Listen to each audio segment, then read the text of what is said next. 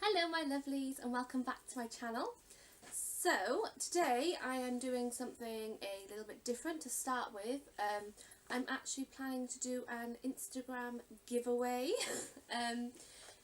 So what it's going to be when my Instagram reaches 125 followers, which is not far off. I think at the moment it's on 88, so we're nearly there.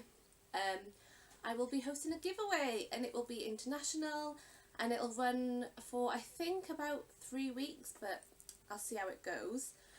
So yeah, I'll pop the link to my Instagram in the description box so that you guys can follow me, and as soon as we reach 125 I will announce it. So yeah, look forward to doing that. So now on to my actual video. I thought that I would do a Disneyland Paris sort of tips video. Now I just want to put a little bit of like a disclaimer out there. These tips are things that helped Chris and I when we went. They might not help you, they might be really helpful to you, but this is just basically what helped us. So I thought I'd share them with you, hopefully give you a little bit of an idea and things that might help you. So I've got my trusty book again. So I've just wrote down a couple of notes in here, so if you see me flick back and forth it's because I'm trying to look at the notes. So the first thing was booking it. So basically it was a surprise for my 21st, so I didn't know anything about it, but last week I asked Chris a lot and I said, look, I want to make a video, what did you do? So he actually booked our holiday through Voucher. It was like a 2-night deal or something, a 3-night deal with 1 day in the park, and it included the hotel Koread and the flights. So he did like a whole thing package in one. And I think it was something like £207 each for the day, for the hotel, the 1 day park tickets for 2 parks, and the flights. He also added on bits and bobs, so I'll get to those later on. But because we were there for a total of 3 nights, we decided we wanted to do another day in the park. So what we did together was book park tickets for the 2nd day. And we did that through a company through Picnic. So the one thing I will say is never purchase your park tickets the day you're going in Disneyland. It will be extremely expensive and it's just a hell of a lot of money to pay out, when if you booked it in advance you get a cheaper price. So we did ours through Picnic and we only purchased 1 day, 1 park tickets because we thought, you know, we don't want to spend too much time in the studios, we'd rather do a lot in the main park. So we did that. Let me just double check. So when we booked through Picnic, we got, I think it was adult prices were the same price as children's prices or something like that. And we also got a few bonuses. We got a 20% off voucher for Earl of Sandwich and a 15% voucher for Planet Hollywood and a 20% voucher for Planet Hollywood merchandise. So that was a nice little extra. We did end up using the Earl of Sandwich voucher, so that came in handy a lot when we wanted cheaper food. So that's one thing I will say about booking it and tickets and things, is do not get them on the day. You will end up paying a hell of a lot of money. So to save you just a little bit of money, book in advance. There's plenty of other sites as well, and I think sometimes it can be cheaper to do it on the actual Disneyland Paris website anyway. So that's tip number 1. Tip number 2 is to do with a fast pass. So a fast pass is something that you can get on certain rides. All you do is there'll be a little machine next to the ride and you scan your ticket and it'll print you off a fast pass for a certain time. So the time slots go throughout the day, so it'll start off at, I think, time slots for, I don't know, 9:30 till 10 or something like that. And then there's only a certain amount of fast passes per time, so as those fast passes sell out, you'll get a later time. One ride that the fast pass system will sell out really quickly is the Ratatouille ride in the studios. That is one of those that as soon as the studios open you sort of make a dash to it, and you can either, sometimes the queue might be short so you just pop in the queue, or you get a fast pass. We found that the Ratatouille ride when we were there, it actually broke down halfway through the day, but anyway, it was always around 75 minutes wait. So we did the stupid thing, and later on we thought, yeah, we'll get a fast pass now, and we went to get a fast pass at around 11:30, and all the fast passes were sold out, so we couldn't actually get a fast pass for the ride for that day. So yeah, if you are looking to get a fast pass, that's kind of one of the first things I would recommend doing, especially if you know it's going to be a busy ride. When you do get a fast pass, so we got one fast pass on the whole holiday. That was for Peter Pan's flight. We got it around, I think it was around 12 o'clock, and our fast pass was for something like 20 past 4. And when you have one, you're only allowed one fast pass at a time. But I think something like half an hour before your fast pass is due to be used, you can then go and get another fast pass. However, because our fast pass was due to be used at 20 past 4, we couldn't get a fast pass until 10 to 3, and all the fast passes were sold out by then. So that was kind of pointless getting them. If you get one later in the day, just remember that you might not be able to get another fast pass that day. However, apart from the Ratatouille ride, when we were there, most of the rides were quite quiet anyway. We never queued more than 45 minutes, which I think is fine. So that's all alright. One thing I will say is the fast pass that we did go for, the Peter Pan's flight, it is a lovely ride. Don't get me wrong, I did enjoy it. However, the queue was always 75 minutes or 60 minutes. And I've got to admit, I wouldn't, for what the ride was, I wouldn't have been happy if I queued that long for it. Yeah, I mean, I did enjoy it, and I'm really glad I did it, but I'm very glad I did it with the fast pass. Otherwise, I think if I'd have queued over an hour for that ride, I would have been slightly disappointed. I hate to say it. So yeah, that might be one that if you've got a couple of, like, if you've got a spare fast pass and you've got time to just go and grab it, grab one for that ride, because they do tend to stay out. The fast passes for Peter Pan's flight were always out quite late, so that's quite a handy little thing to do. Another thing is single riders. So certain rides in Disneyland Paris do not have a fast pass, but they do have a single rider queue. So this is basically the queue's a little bit faster than the regular queue. So like, I think the regular queue for I can't remember what ride it was, but the regular queue would be something like half an hour, and the single rider would be 10 minutes. So if you're in a big group and you don't mind not sitting together, because what it is, it's basically you're there to fill the gaps. So if a ride has like 4 spaces and there's a family of 3, you will fill that gap with that family. So as long as you don't mind riding by yourself and not riding with your group, and if you don't want the photo on the ride anyway, that's a really great thing to do if you want to do the ride and you want to do it quickly. So I would recommend doing that for Crush's Coaster. Crush's Coaster does not have a fast pass, and the queue will always be over an hour. Well, when we were there it was anyway. It was always over an hour. It was just a nightmare. So I would definitely recommend doing a single rider for that one, because you still enjoy it. You do the same ride, just not necessarily with the people that you know. So that's another one.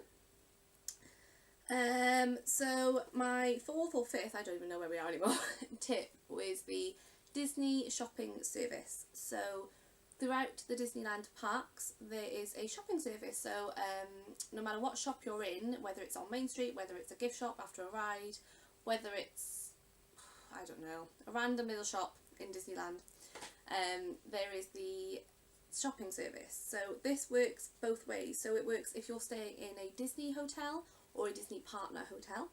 So as I said, we stayed in the Curiad, which is a partner hotel. And basically, if whatever you purchase before 3 PM, you can have it sent to your hotel and it'll be available to pick up after 6 PM. So that's what we did with a lot of that. So a lot of fragile things, and especially when we got our Christmas decorations, we had them sent to the hotel and they actually boxed them up for us, which was a lot easier to get them home on a plane as well. So they were well packaged. Yeah, you can get them sent to the any Disney hotels, so like New York, anything like that, and also all the Disney partner hotels as well, and that is before 3 PM. The other thing you can do is if you're just there for the day, you're not staying in a hotel, or you're staying in a hotel outside of Disneyland, you can send it to the World of Disney. So the World of Disney is a shop in the village, in the Disney village, and you can send your shopping there before 3 PM and pick it up. I think for the Disney Village, I think it's 8 PM, or it might still be 6, either one. They'll tell you when you're there, which means you don't have to carry them around the parks all day. You can just pop in the village just after the fireworks show. That starts at 8. What it did for us, it starts at 8. So after you've done that, you can pop down to the village, go into the World of Disney or I think it's either the World of Disney or the Disney Store, one of the two. I think you can choose actually. And just say, look, I've come to collect the thing, you'll have your receipt, and you can pick up your stuff then and take it back home with you. So that's a really handy service, and it was something we didn't realise until the second day. So we thought it was just for Disneyland hotels, like on-site hotels and not the partners. And then we were in a shop and I said, oh, does this count for the courier? And they were like, yes it does, we can send it. And I was like, oh, thank goodness for that. So we sent all of our stuff there instead. However, a little downside to the courier, each of the partner hotels has its own Disney store, and that is where you collect your things when you send them back. It says on the ticket, it said after 6 p.m. However, Chris and I, we went back to the village after the fireworks to play. We weren't going back to our hotel until about 10:30. So by the time we got back there, it was closed. So we thought, oh, it's fine, we'll pick it up in the morning, it doesn't matter. And we went to pick it up about an hour before we left to fly home, and the shop actually has very specific opening times. It's something like between 12 and 2 and then 6 and 8. So it's very limited to when you can collect your stuff. So I went to reception, I said, oh, I've got something to collect. And to be fair, the woman was very rude, but she basically said, you're too late. It's too bad, you're too late. And I said, oh, what am I going to do? And she just shrugged her shoulders, and then somebody else very kindly helped me and one of the other staff members, and they called up the cast member that worked in the Disney store in the hotel and said, look, can you open up the store for us? We've got somebody that's collecting something and they're going home today. That was an extremely lovely thing to do, and I'm very, very grateful that they did that. And it was totally my fault, I didn't realise it was certain times, but that's why I really want to tell you guys just to double check the opening times of your hotel's Disney store, because you don't want to miss it and cause an issue like I did.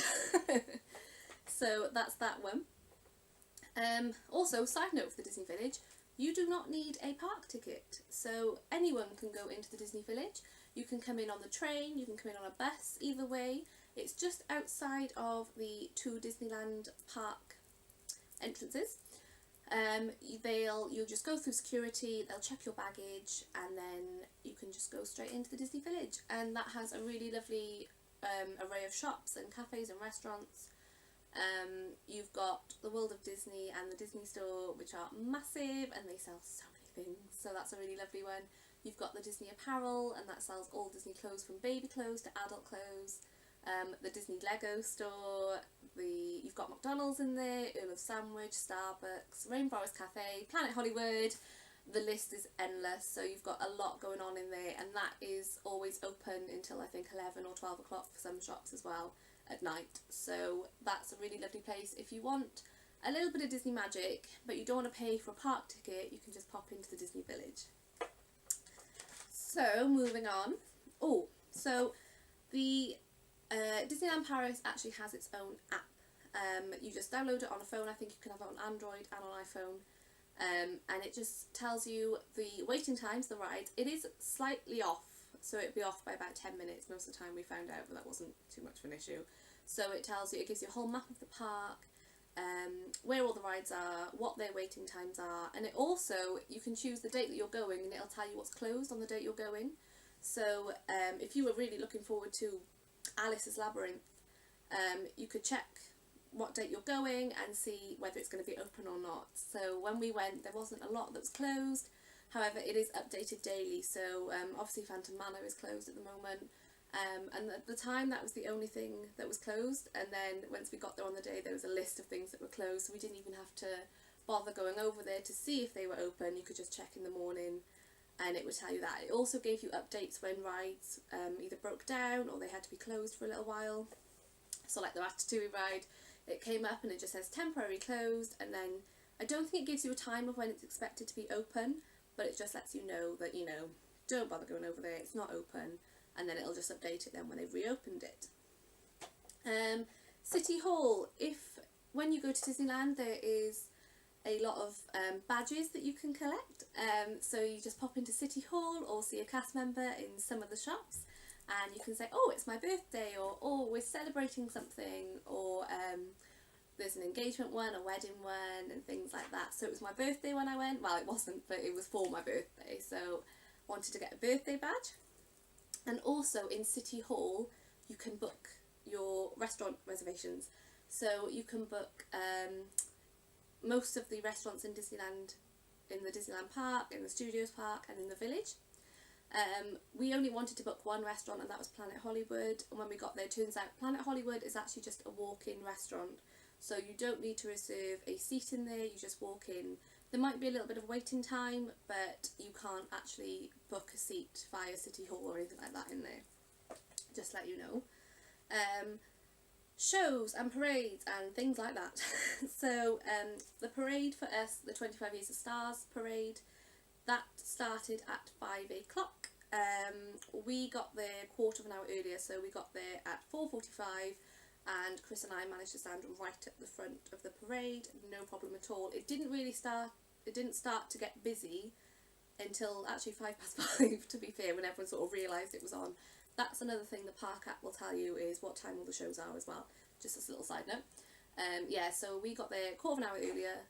There was no rush, and we got there we got a front sort of space, perfectly fine. So that was a really lovely one. Also, the parade starts, just as a little tip, starts castle side. So if you go towards the front of the castle and stand just trying to think, just in front of all the water worky bits in front of the castle, if you stand there, that's where the parade will start.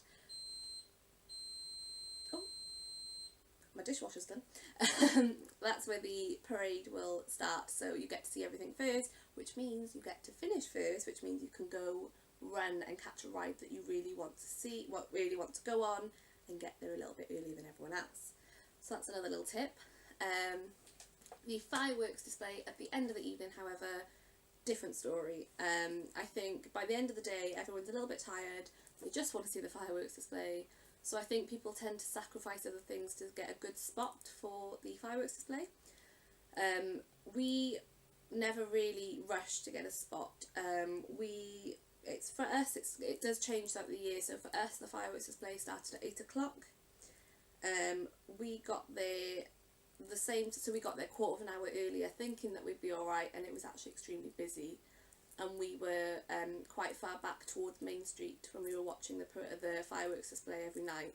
So I would recommend getting there about half an hour earlier, maybe 35 minutes earlier, getting a nice spot. And actually, if you get a bench, you can sit yourself on the bench for a bit, and then I saw a lot of people, I don't know if this is allowed, I'm really sorry if I'm saying this, it's not allowed.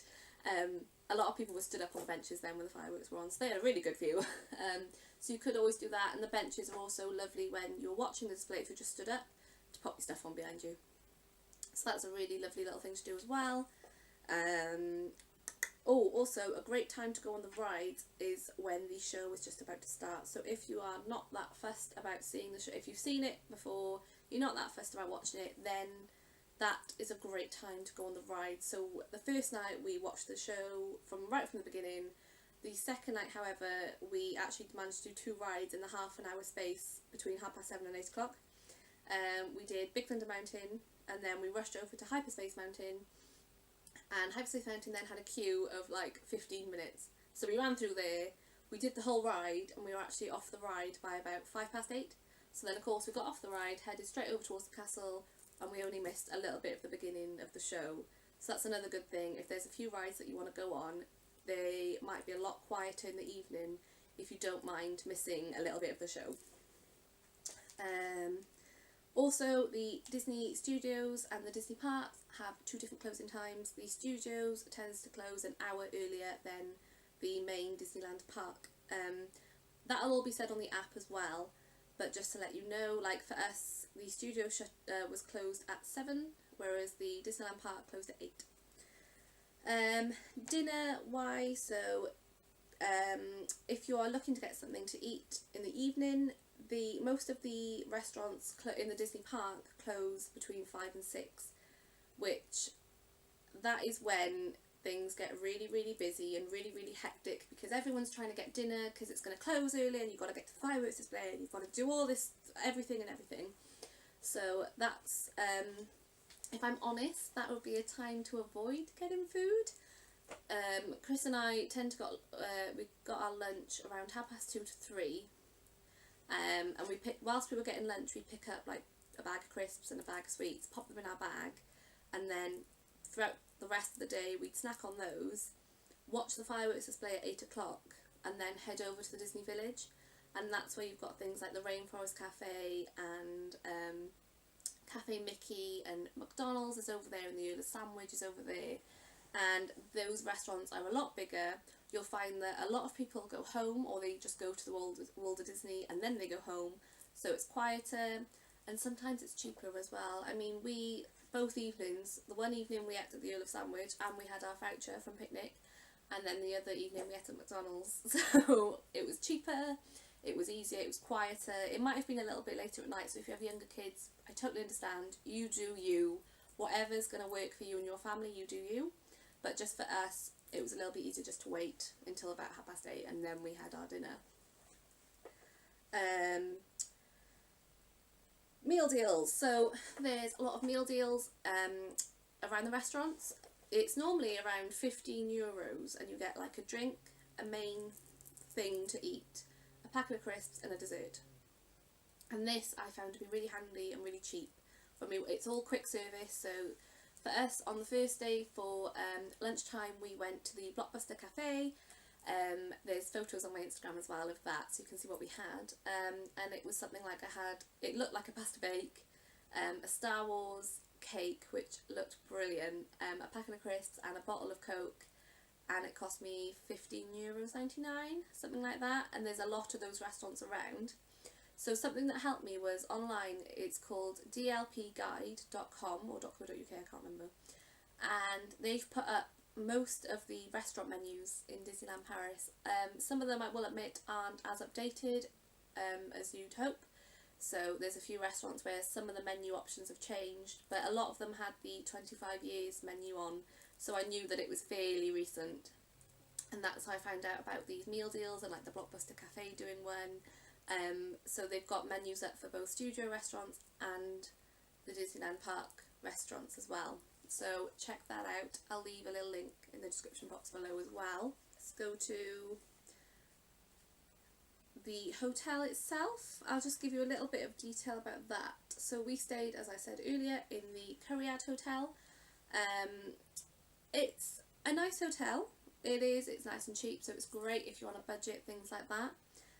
It's not too far out. There's a free shuttle bus every 10-20 minutes that takes you from your hotel straight into the Disneyland Park, so that's really easy and simple. There's a little petting zoo there as well with alpacas and things.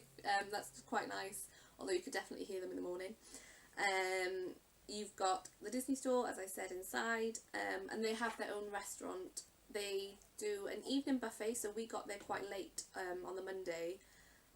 The buffet is €23 each, so it's a little bit pricey. I mean, compared to some of the Disney buffets, it's not, but you know, it's a little bit pricey. But there is a lot. There's a range there. You've got cold food like salad and things like that. You've got all different hot foods, and you've got all desserts as well. But that doesn't include the drinks. So drinks are extra. So that's €23, and I think you can have water for free. So that's just what we did. Another thing about the hotel, they have free luggage storage. And I don't know, there must be somebody else like me. I get really panicky when hotels say they have luggage storage, because I think, is it just a room in the back that's not locked and anyone can get in? Because that is my one worry, that somebody will get in and steal our stuff. But no, it's actually around the corner from the hotel. You go in, you set a passcode, and it's like a big locker each, and you could fit 2 large suitcases in it. So you set a password, you pop your suitcases in, you lock it, and then it's all electronically done, and only you know the password. So then when you come back in, you just type your password in, and then the door will unlock for you. You can get your luggage back out. So that was extremely helpful, and it was secure as well, which made my day. I think the only other thing is that Big Thunder Mountain. I found this out from a cast member. The first day we went, it rained quite a bit. It was on and off. It was really sunshine, like it was really sunny, then it chucked it down, then it was really sunny, then it shut it down. So Big Thunder Mountain can actually close even when it's lightly raining. I was speaking to a cast member about it, and she said that it's something to do with, because you go under a tunnel which is underneath and it's open to the, like when you come out it's open, the rain can get in the tunnel and it can be quite dangerous for the roller coaster to be on the track, so that can actually close quite a bit when it's lightly raining, and obviously when it's heavily raining. So just be aware of that, that if you are going and it's forecast to rain, Big Thunder Mountain might not be open. 2 more tips. The first is when you go into, sorry I've got a cough, when you go into the park, you go through security first, and then you go through the park entrance, the ticket entrance. This is a really bizarre tip, but trust me, queue to your left, because for some bizarre reason everyone seems to queue either down the middle or to their right, and you'll be stood there like everyone else in the middle queue because you think that's where you've got to be. And then I looked over and I was like, there's no one over there, can we go over there? So I left Chris in the queue and I went over and I showed the cast member my ticket, and he just let me straight in through the barrier. So definitely start queuing towards the left, and it was the same for security as well. Nobody really goes to the left, so go to the left and it'll be a lot quicker to get in, the queue will be shorter, and it'll just be a little bit easier. I don't know how that stands in summertime when it's extremely busy, it might just be all of them take the same amount of time, but if in doubt, go towards the left, it might be a little bit quicker. So the final tip I have is just, Sleeping Beauty's castle is in 3 layers. You've got the middle section, which has the glass shop on the left as you're going towards the castle from the entrance, and the Christmassy shop on the right. But if you go, instead of going through the castle, if you go around to the left, you've got a little hideaway entrance in there, and you can actually go underneath the castle, and you've got the dragon underneath the castle, and this made my day. It's like a really big animatronic dragon, and it moves and it breathes smoke, and it's brilliant. And also I found out, we didn't do it, but you can actually go up to the, not up to the top of the castle, but you can go up above the shops, and there's a big lookout place over there, so that's a really good way to get a really lovely view of Disneyland as well. So that is all of my tips for Disneyland Paris. I really hope that it helped you guys. Yeah, so just check out my Instagram, I will link it down below, and hopefully we can do the giveaway this week and start it going. So we just need to get something like 38 people to follow me, and then we can get that giveaway going. So make sure you check it out, and I shall see you guys very soon. Bye!